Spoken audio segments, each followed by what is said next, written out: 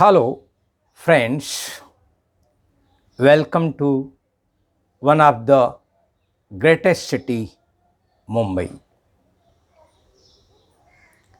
आज मैं आपको चार पंक्तियों के साथ मुंबई दर्शन कराऊंगा और मुंबई के संदर्भ में कुछ विशेष जानकारियां दूंगा। पंक्तियां, किसी के लिए मुंबई जान है, किसी के लिए मुंबई जान है, बहुतों के लिए मुंबई पहचान है, बहुतों के लिए मुंबई पहचान है, कुछ के लिए मुंबई पैसों की खान है, कुछ के लिए मुंबई पैसों की खान है, मेरे लिए मुंबई शहरों में महान है, मेरे लिए मुंबई शहरों में महान है। तो मैं आपको मुंबई लिए चलता हूँ। मुंबई का नाम मुंबई क्यों पड़ा? मुंबई में एक मंदिर है, मुंबा देवी मंदिर। लोग बड़े मान सम्मान से कहते हैं अरानी माता, माता अरानी।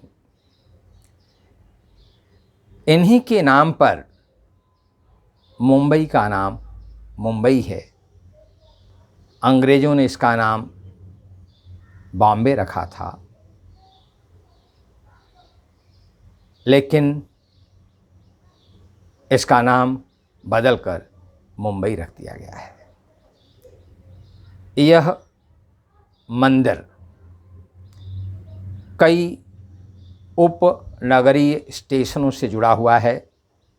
आप ग्रांट रोड उतरकर, चर्नी रोड उतरकर, मरीन लाइन्स उतरकर, चर्च गेट स्टेशन पर उतरकर टैक्सी से, बस से वहाँ पहुँच सकते हैं।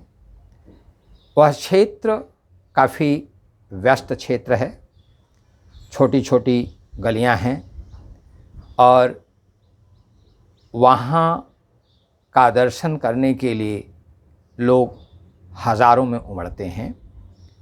विशेष करके नवरात्रि के समय में लोग 8-8 घंटे, 9-9 घंटे वहाँ लाइन में खड़े होकर उनका दर्शन करते हैं। जो मुंबई में रहता है वह साल में एक बार मुंबा देवी के दर्शन ज़रूर करता है। लोगों का विश्वास है कि अगर आप साल भर में माँ के दर्शन न करें तो आपकी उन्नति रुक जाती है, आपकी खुशियाँ ख़त्म होने लगती हैं, आपके सपने पूरे नहीं होते हैं। ये मुंबई के नाम के बारे में चर्चा हुई। अब इसका जो सौंदर्य है, इसके जो कृत्रिम और प्राकृतिक छटाएं हैं, उनके बारे में हम चर्चा करेंगे। जो व्यक्ति दूसरे शहरों से, गांवों से, देशों से आता है, ज्यों ही वो मुंबई में उतरता है, स्टेशन पर उतरते ही उसे इस बात का पता चल जाता है कि एक कितना भीड़ भरा शहर है। और अगर उसे शाम को उतरने का मौका मिला, जब प्रकाश जगमगाता रहता है, चाहे वो स्टेशन हो, चाहे वो शहर हो, चाहे वह ट्रेन हो, चाहे वह बीच हो, चाहे दर्शनीय स्थल हो, वहाँ का जो नज़ारा होता है, जो दृश्य होता है, वह मन को सम्मोहित करने वाला होता है। विक्टोरिया टर्मिनस, जहाँ से भारत के कोने कोने में गाड़ियाँ चलती हैं, मुंबई सेंट्रल, वहाँ भी बहुत सारे भागों में गाड़ियाँ चलती हैं। इन स्टेशनों पर 24 घंटे भीड़ रहती है, लोग यात्रा करते रहते हैं और इन स्टेशनों पर उतरते ही पहुंचते ही मुंबई की भव्यता का ज्ञान होने लगता है। अगर यहाँ के लोकल ट्रेन में आपने यात्रा न की हो तो आपका मुंबई दर्शन, मुंबई की यात्रा अधूरी रहती है। लोकल ट्रेन्स में पूरा भारत रहता है, उसमें अलग अलग भाषाएं, अलग अलग वेशभूषा, अलग अलग संस्कृतियाँ, अलग अलग किस्म के लोग, विविध वर्णी, विविध धर्मी, विविध भाषी लोग आपको मिलेंगे। मुंबई की विशेषताओं में एक विशेषता ये है कि कहीं से भी कोई आए, मुंबई उसे स्वीकार करती है। एक संपूर्ण देश मुंबई में निवास करता है। पूरब, पश्चिम, उत्तर, दक्षिण, हर क्षेत्र के लोग यहाँ भरे पड़े हैं। अब जब हम स्टेशनों की बात करते हैं तो आपने Victoria terminus, Shivaji terminus, Chhatrapati Maharaj और मुंबई सेंट्रल, इन दो का नाम आपने सुना। चर्च गेट एक बड़ा बिजी स्टेशन है। यहाँ से ट्रेन्स पूरी रात चलती हैं। केवल 2 बजे से लेकर 4 बजे तक ये जो लोकल ट्रेन्स हैं वो बंद रहती हैं, अन्यथा करीब 22 घंटे वहाँ से गाड़ियाँ निकलती हैं। और कहाँ तक? चर्च गेट से लेकर के दहानू तक, करीब 70 किलोमीटर की यात्रा ये लोकल ट्रेन्स जो हैं, और हर 2 मिनट पर एक ट्रेन वहाँ से निकलती है और किसी में भी पैर रखने की जगह नहीं होती है। गाड़ियों को हम कहते हैं कि मुंबई का रक्त प्रवाह, शरीर के लिए जैसे रक्त प्रवाह ज़रूरी है, वैसे ही मनुष्य यात्रा के लिए, मनुष्य के ट्रांसपोर्टेशन के लिए ये गाड़ियाँ रक्त के समान काम करती हैं। चर्च गेट स्टेशन से लगभग 12 मिनट की दूरी पर पैदल चलने से एक स्थान है जिसे हम कहते हैं gateway of India. Gateway of India ठीक अरब सागर के किनारे ये गेटवे ऑफ इंडिया बना हुआ है। विहंगम गेट है। वहाँ खड़े होकर जब मनुष्य असीमित अनंत तक देखता है तो उसे पानी ही पानी दिखाई पड़ता है। वहाँ पर फेरी, नाव, डीजल इंजन से चलने वाली स्टीमर ये चलती हैं और एक बहुत ही प्रतिष्ठित संस्थान है बॉम्बे हाई। बॉम्बे हाई में तेल का उत्पादन होता है। समुद्र के गर्त में जो तेल है उस तेल को निकाला जाता है, जो करीब 25-30 किलोमीटर अंदर है समुद्र में। वहाँ रोज जाते हैं लोग और वहीं पर एक केव भी है जिसको देखने के लिए या पिकनिक मनाने के लिए लोग सैकड़ों की संख्या में रोज जाते हैं। उस गेटवे ऑफ इंडिया के पास भारत के होटल इंडस्ट्रीज में सुप्रसिद्ध ताज ग्रुप ऑफ होटल्स, एक ताज होटल है। लगभग 50 स्टोरी, 50 मंजिले का ये होटल है। उसको भी देखकर यहाँ की कलाकृति, यहाँ की सभ्यता, यहाँ की भव्यता, यहाँ की समृद्धि का ज्ञान होता है। उस होटल में रुककर समुद्र के दृश्य को एक बार जो पी लेता है, शायद वह अतृप्त ही रहता है और बार बार उसको पीने के लिए आना चाहता है। अब हम मुंबई की स्थिति के बारे में चर्चा करेंगे। मुंबई चारों तरफ से पानी से घिरा हुआ है। 3 तरफ से समुद्र, दक्षिण, पूरब, पश्चिम, और उत्तर में खाड़ियाँ हैं जो मुंबई को एक आइलैंड, एक टापू बनाती हैं।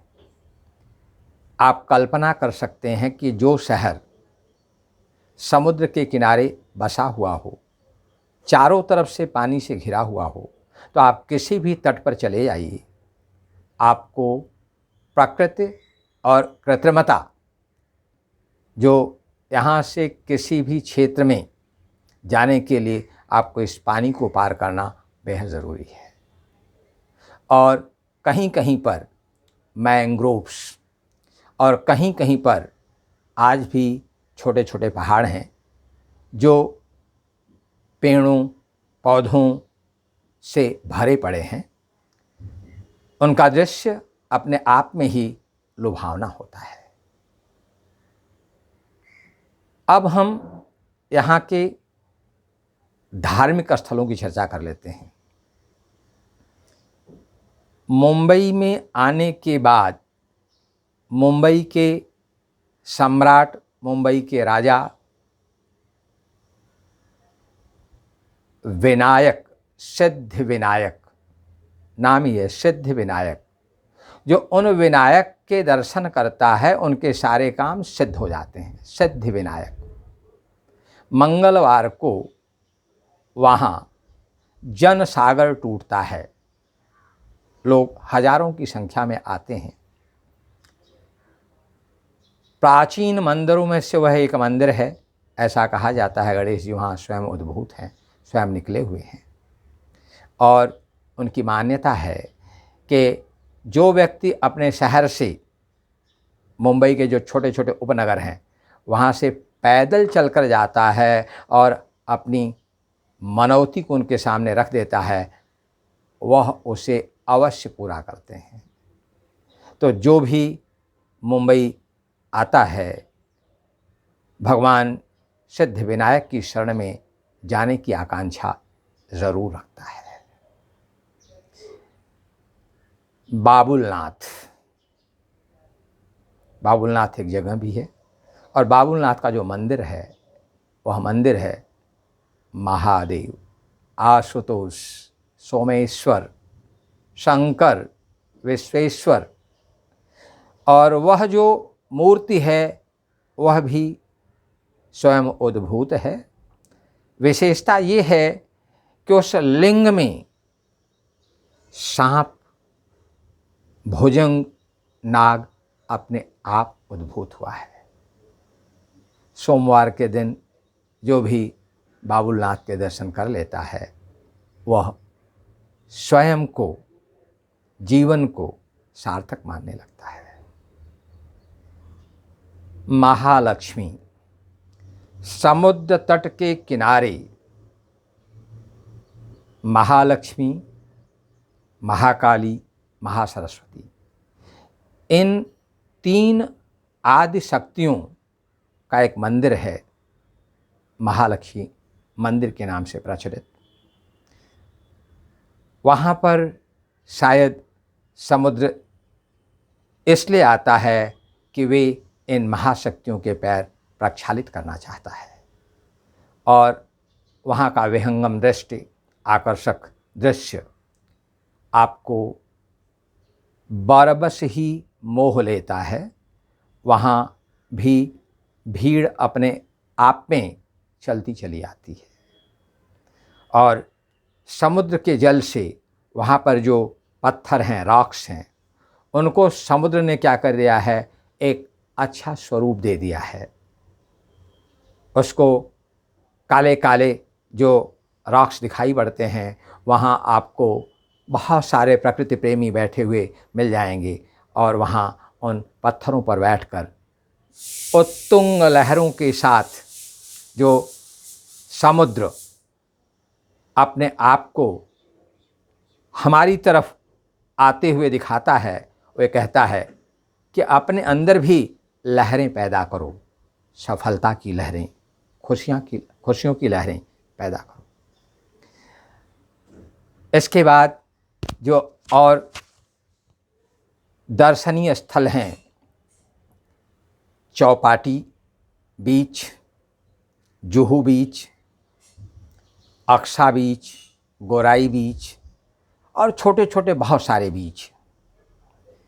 शायद भारत के किसी कोने से मुंबई में आने वाला व्यक्ति इस बात को संजो कर आता है कि वह जुहू बीच जरूर देखेगा। बीच पर सुबह और शाम भीड़ होती है। सुबह लोग ठंडी ठंडी हवाओं का आनंद लेने के लिए आते हैं, वहाँ घूमते हैं, सेहतमंद लोग वहाँ पहुँचते हैं, जबकि शाम को प्रकृति को पीने के लिए, वहाँ के जनमानस को उमड़े हुए देखने के लिए और वहाँ के कुछ खाद्य पदार्थ, भेलपुरी, पानीपुरी, चाट, कुरमुरे और पता नहीं क्या क्या, जो भी यहाँ आता है उसके मन में ये सपना ज़रूर होता है कि वह जुहू बीच देखेगा। यहाँ एक कृत्रिम संस्थान खड़ा किया हुआ है, एसेल वर्ल्ड। एसेल वर्ल्ड में जाकर आप एक दिन के लिए निश्चित रूप से संपूर्ण विश्व को भूल जाते हैं। वहाँ अलग अलग राइड्स हैं। उन राइड्स पर अगर आप एक बार बैठ गए तो आपको जिंदगी की कोई भी विसंगत परिस्थितियाँ डरा नहीं सकती।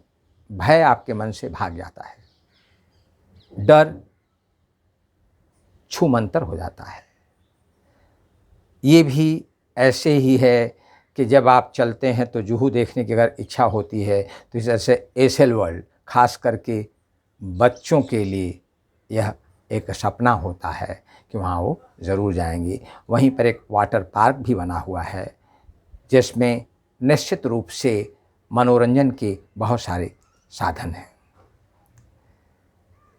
नेशनल पार्क मुंबई ही विश्व का एक इकलौता शहर है जहाँ शहर के बीच में एक संजय गांधी राष्ट्रीय उद्यान, संजय गांधी नेशनल पार्क है। मीलों तक फैला हुआ है। इसमें जो प्रवेश है, entry is in Borivali. It runs right from Borivali to Goregaon, from Goregaon to Mulund, Are Colony, and many parts it touches the city. उसका जो प्राकृतिक सौंदर्य है, वास्तव में किसी भी मौसम में आप जाएं तो आप सम्मोहित हुए बिना नहीं रह सकेंगे। लेकिन अगर आप बरसात के मौसम में जाएं तो निश्चित रूप से आप प्रकृति से खेलेंगे, प्रकृति को छुएंगे, प्रकृति के साथ नाचेंगे, गाएंगे। वहाँ करीब 15 किलोमीटर अंदर एक जगह है कान्हेरी केव्स, और अगर आप बरसात के मौसम में कान्हेरी केव्स में चले जाइए तो आप बादलों को छुएंगे, बादलों को चूमेंगे, बादलों से बातें करेंगे, बादलों के साथ नाचेंगे और अपने आप को निश्चित रूप से एक अनन्य प्रकृति के चितेरे मानने लग जाएंगे। अगर हम फिल्म इंडस्ट्री की बात न करें तो शायद मुंबई का वर्णन अधूरा रह जाएगा। गोरेगांव चित्रनगरी, यहाँ पर बहुत सारे स्टूडियोज़ हैं और वहाँ फिल्मों की शूटिंग हुआ करती है। देश या विदेश से आने वाला व्यक्ति जब यहाँ आता है तो शायद यहाँ के सिने कलाकारों को देखने की उत्सुकता, आकांक्षा, जिज्ञासा उसके मन में कहीं न कहीं ज़रूर छिपी होती है और उसी को देखने के लिए वह उस चित्रनगरी में कई दिन तक चक्कर लगाता रहता है और कई बार उन्हें अपने चहेते कलाकारों के दर्शन भी हो जाते हैं। इसके अलावा भी इसका जो दृश्य है बड़ा मोहक है, आकर्षक है। कोने कोने में कई मंदिर हैं, यहाँ पर प्लेनेटोरियम है, यहाँ पर विज्ञान भवन है, यहाँ पर एमएलए कॉलोनी है, यहाँ पर असेंबली हाउस है और एक जगमगाता हुआ शहर है जो सपनों का शहर कहा जाता है। यहाँ रहने वाला व्यक्ति कभी भूखों नहीं मरता। संघर्ष कर सकता है लेकिन भूखों नहीं मर सकता।